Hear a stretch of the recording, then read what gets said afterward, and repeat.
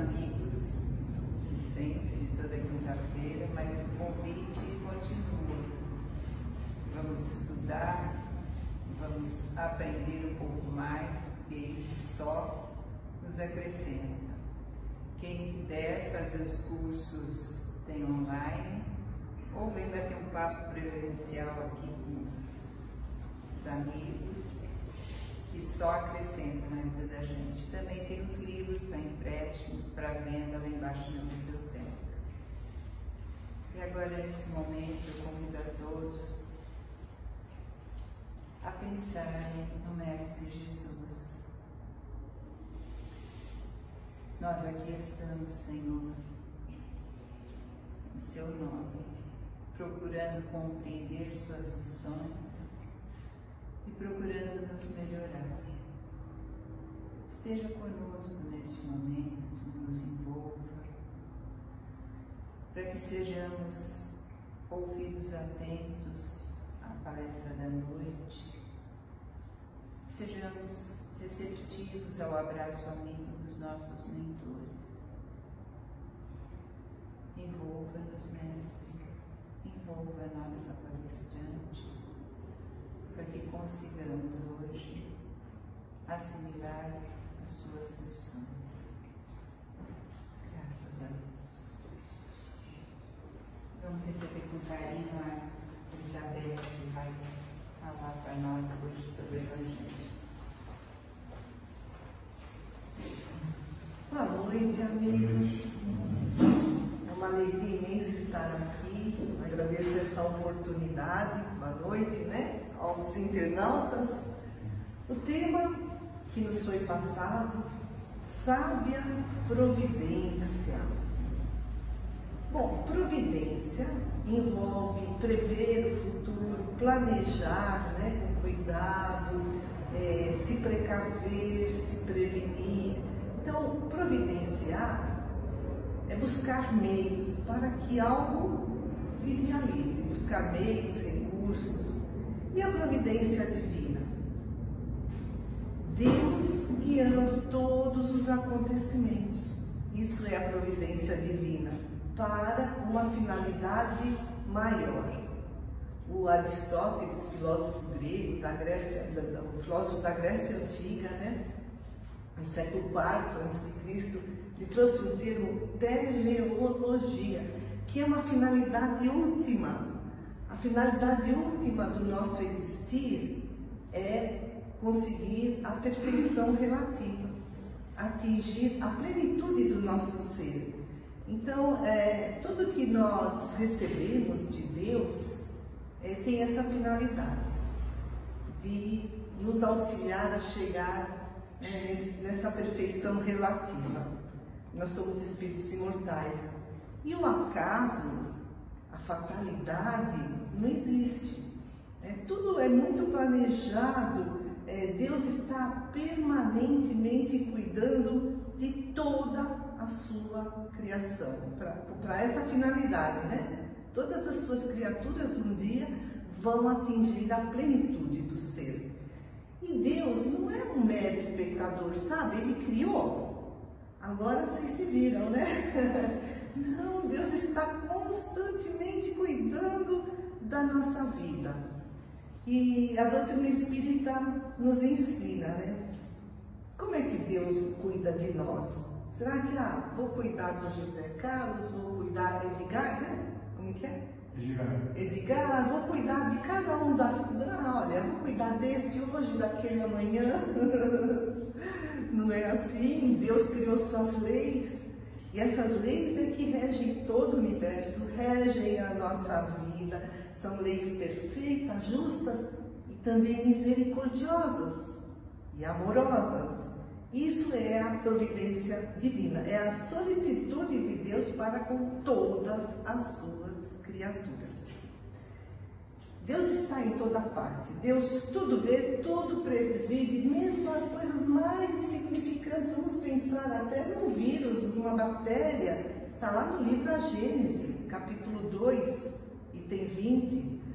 E de que forma Deus cuida da gente? Nos dá os recursos, né, o suporte social. Então a gente tem a família, tem os amigos, nos dá essa oportunidade de estarmos reencarnados e nos dá também as provas e expiações. Ah, mas eu não queria não. Mas é para o nosso crescimento espiritual, né? Bom, no Evangelho segundo o Espiritismo, no capítulo 26, 6 a 8, capítulo 25, item 6 a 8, tem, né, aquela fala, é um poema de Jesus: olhai as aves do céu. A gente encontra em Mateus, no capítulo 6, 19 a 21 e 25 a 34. E aí Jesus nos adverte, né, que esses bens terrenos, o ladrão rouba, a traça come, a ferrugem corrói, mas os tesouros do céu são eternos, são propriedade nossa, inalienável. O que são os tesouros do céu? O conhecimento, as virtudes morais. E por isso que Jesus fala para a gente não se preocupar com a roupa, com a comida. Ele diz: a alma não é mais do que a comida, o corpo não é mais do que a roupa. E ele fala para a gente olhar as aves do céu que não semeiam, não juntam em celeiros, mas Deus as sustenta. E aí Jesus pergunta se nós não somos mais do que as aves. E aí ele fala dos lírios do campo que não trabalham, não fiam, mas nem Salomão se vestiu como eles, esses lírios do campo. Por isso Jesus fala para a gente não se afligir, porque Deus sabe das nossas necessidades. Por isso ele recomenda buscar em primeiro lugar o reino de Deus, e tudo mais nos será dado por acréscimo da misericórdia divina. Então o reino de Deus é a busca do nosso crescimento interior. E aí Jesus diz: não andeis inquietos pelo dia de amanhã, porque o dia de amanhã a si mesmo trará o seu cuidado. A gente tem as preocupações de hoje, né? Resolve umas, outras não, aí surgem outras amanhã. Então, a hora de dormir, né? Vou desligar. Diz Jesus: ao dia basta a sua própria aflição. Aqui não é no sentido de que a gente se acomode. Não é assim que, né, é o entendimento desse ensinamento. Mas é necessário, né, que façamos a nossa parte. No entanto, Deus nos provê em tudo, sempre. Isso é a providência divina, né? Não nos abandona nunca, mas também depende do nosso esforço. E tem mais: Jesus, Deus, aliás, conhece as nossas necessidades, só que a gente é um eterno insatisfeito. E a gente quer também o supérfluo, e muitas vezes esse supérfluo nos traz sofrimento. Tem outra questão aqui no Evangelho segundo o Espiritismo. É o comentário, né, da Kardec. A terra produz o suficiente para alimentar todo mundo, mas o homem é ganancioso, antifraterno, insensível. E Jesus disse: não amontoeis tesouros da terra, pois são perecíveis, mas amontoai-os no céu, onde são eternos. Então aqui é mais uma lição, né, para a gente não dar maior importância aos bens materiais. Eles são, lógico, necessários, estamos aqui, precisamos sobreviver, mas muitas vezes esquecemos do nosso espírito. Bom, Jesus nos disse aqui nessa lição para a gente não se afligir, a gente não ficar ansioso. Qual a diferença? É difícil, né? Não ficar ansioso, né? É difícil, é o mal de hoje. Mas qual a diferença entre ansiedade e preocupação? Ansiedade vem do grego anxietas, que significa, olha o que é ansiedade: angústia, aflição, grande inquietação, um desejo assim veemente que nos desequilibra, impaciência, sofreguidão. Isso é ansiedade. Preocupar-se é ocupar-se com algo antes do tempo.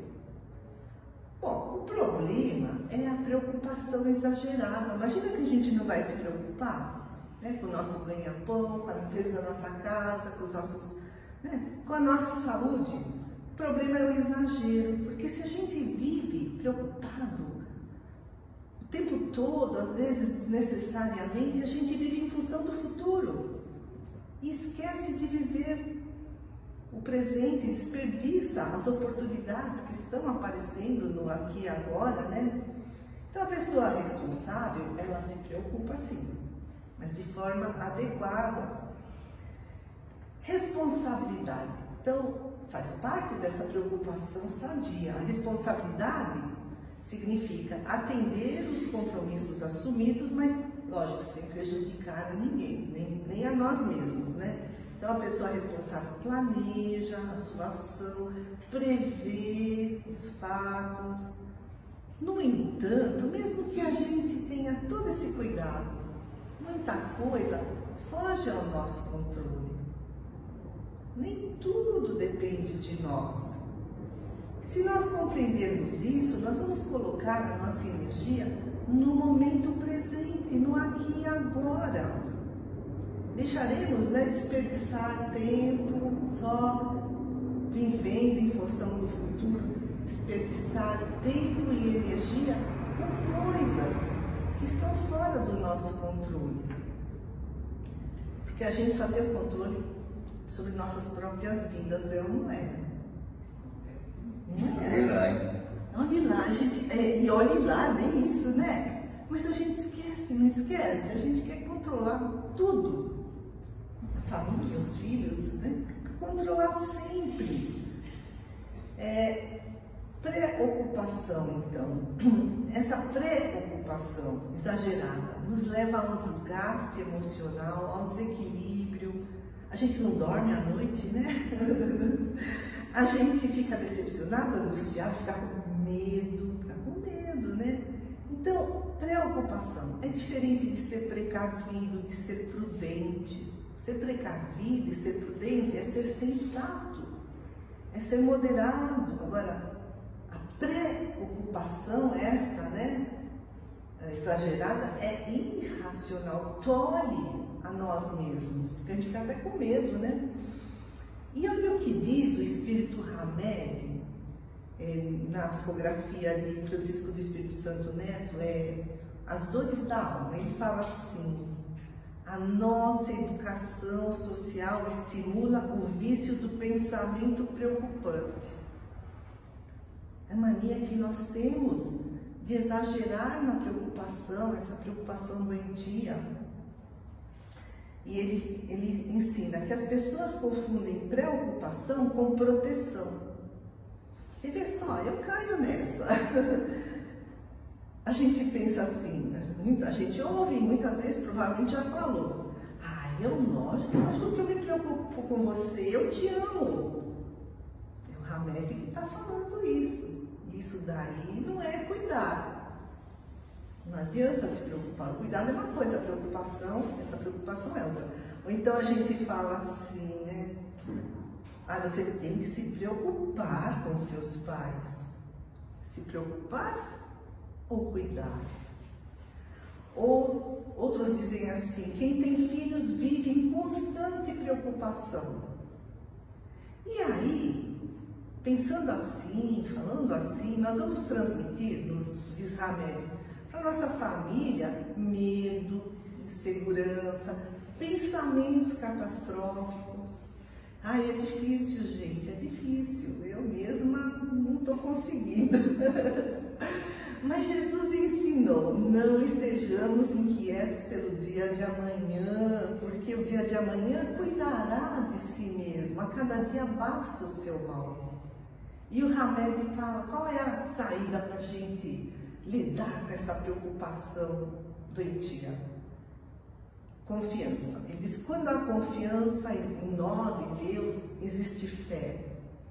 E essa fé que abre, diz ele, o fluxo divino para a manutenção e prosperidade de nossa existência. Receber essa sábia providência, né, de Deus. E Epicuro de Samos foi um filósofo grego, também viveu no século IV a.C., muito sábio. Ele influenciou muita gente depois dele, ao longo de milênios. Ele influenciou Aristóteles, Sêneca, Kant agora, né, uns séculos atrás, Nietzsche, no século XIX e XX. Olha como ele foi importante. O Epicuro. Essa frase é dele. Só há um caminho para a felicidade. Não nos preocuparmos com coisas que ultrapassam o poder da nossa vontade. E para atingir esse estado de plena felicidade, de tranquilidade e de libertação do medo, o indivíduo deve manter-se em busca de prazeres moderados. A moderação era assim a virtude mais enaltecida dos filósofos gregos. E para Epicuro, o verdadeiro prazer, o supremo bem, era a serenidade, a tranquilidade de corpo e de alma. E como que a gente consegue isso? Aprender com a natureza. Viver num ritmo natural, conforme a própria natureza. É para a gente não ficar ansioso, né? Não sofrer de ansiedade e estar sempre presente naquilo que fizermos, estar no centro do nosso eu. Olha a natureza, né? A gente planta lá, não é que amanhã já colhe. Então, viver no ritmo da natureza. E como estar no centro do nosso eu? É mudar os nossos hábitos com base em ideais superiores, para que a gente possa harmonizar a mente, o corpo e as emoções. E aí Jesus fala, né? Buscar em primeiro lugar o reino de Deus, ou seja, estar alinhado com as leis de Deus. E aí eu pergunto para vocês, os milagres são providência divina? É Deus cuidando da gente? Olha o que diz Pietro Baldi, grande filósofo, escreveu a Grande Síntese. Deus não age num único ato, assim, de fora para dentro, sabe? Criando tudo assim, instantaneamente. E fez o mundo em 7 dias, aí no 7º descansou. Ó, criei, agora eu vou tirar férias. Não é isso que a doutrina espírita nos ensina. Ele não criou Adão e Eva assim, já prontinho. Aí o Pietro Baldi escreve, Deus está sempre presente e continuamente operando no âmago das coisas, de todas as suas criaturas, na essência delas. E a criação não é esse é progressiva, é o transformismo incessante, é um aperfeiçoamento constante. Nós viemos lá dos reinos inferiores, né? Nós estamos nos cocriando em direção à angelitude. Então a criação é esse transformismo incessante.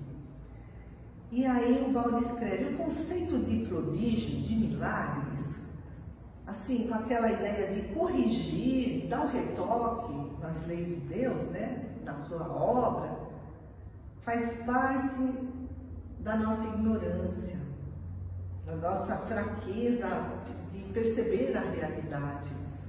Esse milagre, entendido como violação ou refazimento das leis de Deus, diz ele, não é a prova de poder de Deus, do poder de Deus, não, mas é um absurdo que não existe, só existe na nossa ignorância. Tudo que existe vem de um princípio, explica o Baldi, que age sempre. E esse princípio não age de fora para dentro, mas de dentro para fora. O Paulo de Tarso pregava lá na Grécia, na Europa, né, onde se reuniam os filósofos, lá em Atenas, e ele disse aquela famosa frase, Deus não está longe de cada um de nós, pois nele vivemos, nos movemos e existimos. Está em Atos 17, 27 e 28. E tem um grande filósofo também, Humberto Roden, olha que frase maravilhosa que ele diz. ninguém pode ver claramente o Deus transcendente do universo, o Deus que criou tudo, o Deus de fora, antes de ver nitidamente o Deus imanente do universo de dentro. Então, Deus transcendente, esse Deus, né, está lá fora, acima de nós, que criou todo o universo. E o Deus imanente está dentro de nós, como Jesus disse: vós sois deuses, nós somos essências divinas. E na Bíblia, lá em Jeremias 23, versículos 23 e 24, Jeremias escreve, né, Deus falando: sou o Deus de perto e o Deus de longe. O Deus de longe enche os céus e a terra, é o Criador de tudo, é a perfeição infinita. Olha lá no Velho Testamento, quanta sabedoria, né? E sou o Deus de perto, ninguém poderá esconder-se de mim. A imanência de Deus significa Deus está presente dentro de sua criação, inclusive de nós. Quando a gente faz uma prece, não é que Deus se aproxima de nós, e já está dentro da gente. A gente é que se aproxima dele. No último capítulo do Evangelho segundo o Espiritismo, tem uma coletânea de preces espíritas, né, ditadas pelos espíritos. Em uma dessas preces, a gente lê, olha que lindo: Senhor, destes aos homens leis cheias de sabedoria. Ninguém pode pretextar ignorância de vossas leis, porque na vossa previdência paternal quisestes que elas fossem gravadas na consciência de cada um, sem distinção de culto nem de nações, né? Porque somos espíritos ou católicos, ou evangélicos ou budistas, que, né, temos essa lei na nossa consciência. Todo mundo tem. E olha, Deus nos deu a faca e o queijo. Ele nos deu essa experiência no mundo material, né, nos nossos relacionamentos. Ele nos deu mentores, amigos, lógico, né? A gente conquista mais, temos toda essa possibilidade. E nos deu o roteiro para que sejamos vitoriosos nessa jornada terrena. São as leis de Deus na nossa consciência. Outro grande filósofo espírita, Leon Denis. Vocês já leram Leon Denis? Ele é um filósofo poeta, continuador de Kardec. No livro O Grande Enigma, olha que coisa mais linda que ele escreve. Deus nos fala através de todas as vozes do infinito. A gente olha uma florzinha, o canto de um pássaro. Ele nos fala ainda no santuário do nosso ser, nas horas de silêncio e meditação, porque aí a gente, né, está se conectando com ele. Essa voz, escreve Denis, sai das profundezas da consciência e nos fala de dever, de progresso, de ascensão. Há em nós um refúgio íntimo, como uma fonte profunda, de onde podem jorrar ondas de vida, de amor, de virtude, de luz. É Deus cuidando da gente, é a providência divina. E no livro A Gênese, no capítulo 2, Allan Kardec explica que Deus é o criador de tudo, né? Todo o universo é regido por leis perfeitas. Isso tudo é efeito. O universo é efeito. Onde está a causa? Porque tem gente que fala, tudo surgiu do acaso, né? Mas aí Allan Kardec fala assim: uma obra de arte, olha que bela pintura, surgiu do acaso. Aí o Kardec faz uma comparação, ele fala assim: olha, a gente pode dizer que o universo é como um relógio e Deus é um relojoeiro. A existência do relógio mostra a existência do relojoeiro, a engenhosidade do mecanismo comprova a inteligência e o saber do Criador, né? Então, Kardec explica que a existência de Deus é comprovada tanto pelas revelações que vêm do alto, né, dos mensageiros de Jesus, como pelas evidências materiais, pela harmonia que existe em todo o universo, né? E aí Kardec escreve: Deus não se mostra, mas se revela pelas suas obras. A gente não entende a natureza íntima de Deus, falta ainda um sentido. Esse sentido nós vamos adquirir quando atingirmos a condição de espíritos puros, mas pelo nosso raciocínio, observando os atributos de Deus, essa perfeição infinita, nós podemos ter uma ideia, né, de Deus. E olha que bacana que escreve Isaac Newton. Ele estava observando os astros pelo seu telescópio e ele escreveu: a maravilhosa disposição e harmonia do universo só pode ter tido origem segundo o plano de um ser que tudo sabe e tudo pode. Isto fica sendo a nossa última e mais elevada descoberta. Isaac Newton, ele que descobriu as leis da gravidade, e ele fala que a última e mais elevada descoberta dele foi, assim, captar essa harmonia do universo, essa perfeição, né, do Criador. E também no século XVIII, Benjamin Franklin, ele foi o inventor do para-raios. Olha, essa frase é genial. Achar que o mundo não tem um Criador é o mesmo que afirmar que um dicionário é o resultado de uma explosão numa tipografia. Sabe aquelas máquinas antigas, né? Aqueles tipos, né? Do que era? De metal, né? Não sei que metal que era, né? Cada um era uma letrinha. Aí precisa pôr tudo juntinho lá, né? Para fazer uma página e imprimir, para fazer do livro, né? Os livros. E fala assim: não, então, olha, você dá uma explosão nessa tipografia aí, e aí tudo acontece e surge um dicionário. Impossível, o acaso não existe. E no passado, os homens atribuíam, assim, não conseguiam atribuir lá, né, nas primeiras, antes de Cristo, os homens não conseguiam atribuir onipotência a um Deus, por isso eles eram politeístas. Cada Deus tinha o seu poder, eles acreditavam em muitos deuses. Enquanto que outros povos, os judeus, por exemplo, eles não acreditavam na soberana bondade de Deus, eles acreditavam naquele Deus colérico, parcial, vingativo, né? Mas Deus é essa suprema inteligência, essa bondade infinita, ele assim, está sempre cuidando de tudo nas menores coisas. A providência é essa solicitude de Deus, né, para com as suas criaturas. Deus está em toda parte, tudo vê, tudo preside. Mas, e aí, a gente pode se perguntar assim: o sofrimento também faz parte da providência divina? A gente fica doente, um ente querido parte para o plano espiritual. Será que isso também é um presente de Deus, é um cuidado de Deus? Aí vamos voltar para Pietro Baldi, no livro A Grande Síntese. Ele fala assim: digamos que a gente é ofendido, né? Sofre um assalto, uma agressão, né? A gente sofre, né? Aquele que ofende é um instrumento da justiça divina, porque ele está causando ao mal ao outro, mas também a si mesmo. Um dia vai colher. Mas a causa do sofrimento é de quem é ofendido. Por quê?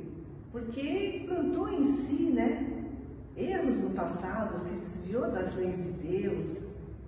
E aí o Baldi fala assim: se a causa da dor está em nós mesmos, mesmo que a gente receba uma ofensa do outro, ele não deveria fazer isso, mas já que ele fez, ele é um instrumento da justiça divina, está sendo um instrumento da justiça divina.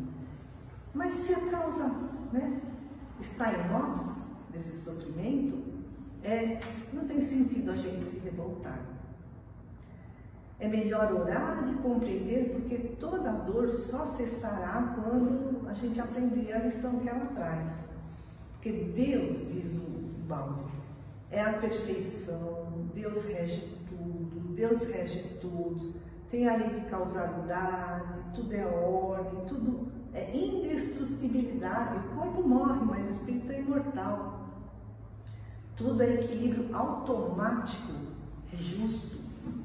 Tudo está ligado por uma rede de reações, é o nosso destino, né? A gente vai escolhendo e vai, assim, como se fala, plantando o nosso destino, né? Vai decidindo como vai ser a nossa vida no futuro, e tudo tem uma razão de ser e uma consequência de lógica, mas é que o homem ignora essa lei, por isso que, né, sofre mais ainda, né? Deus não age, diz o Balde, como um guia individual, mas age pelas suas leis. E ele diz assim, olha que interessante, a divina providência é um momento dentro da grande lei, é uma força maior, é a justiça em ação. Então, nesse momento eu estou sofrendo, estou me sentindo injustiçada, estou revoltada. É só um momento, parece um desequilíbrio, um caos, mas é só um momento dentro da lei maior, que é justiça. E Deus também age conforme o nosso merecimento, diz o Balde. Ele levanta o humilde e honesto e derruba o soberbo opressor, escreve o Balde. A divina providência dá a quem merece e tira de quem abusa. Tudo isso é lei de equilíbrio. Deus sabe dosar as provas para que não ultrapassem, né? Aquilo que podemos carregar. Ele dá o necessário para a nossa evolução. E aí ele fala assim, nada mais falso do que pensar assim, Deus provê, então vou ficar aqui acomodado, esperando, né? Numa expectativa passiva. Olha a frase dele. A divina providência está presente para reerguer o justo que na luta precisa se esforçar, perdeu as suas forças. Então, é preciso trabalho honesto, trabalho no bem, para receber essa ajuda divina, né?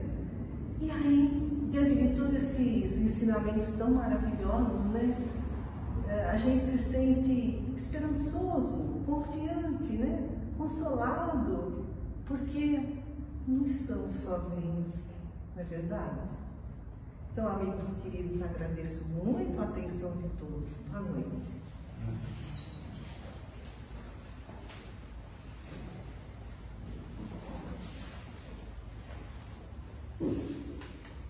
Não estamos sozinhos e, dentro da providência divina, nós podemos ajudar uns aos outros. Nesse instante, nós deixemos sair de nós, de nossos corações, de nossas mentes, sentimentos bons, sentimentos amorosos, e vamos entregar nas mãos da espiritualidade amiga, pedindo que levem a Jesus, para que essas energias amorosas possam socorrer corações aflitos, possam amparar aqueles que não estão entendendo os acontecimentos de suas vidas, aqueles que neste momento pedem ajuda, se ligam com o alto, com certeza se sentirão abraçados. Vamos pensar em nossos familiares, em nossos amigos e também naqueles que às vezes nós consideramos desafetos, não inimigos, mas desafetos. Vamos desejar o bem a todos, para que o nosso mundo também fique melhor. Que Jesus nos ampare a todos. Que assim seja. Vamos aguardar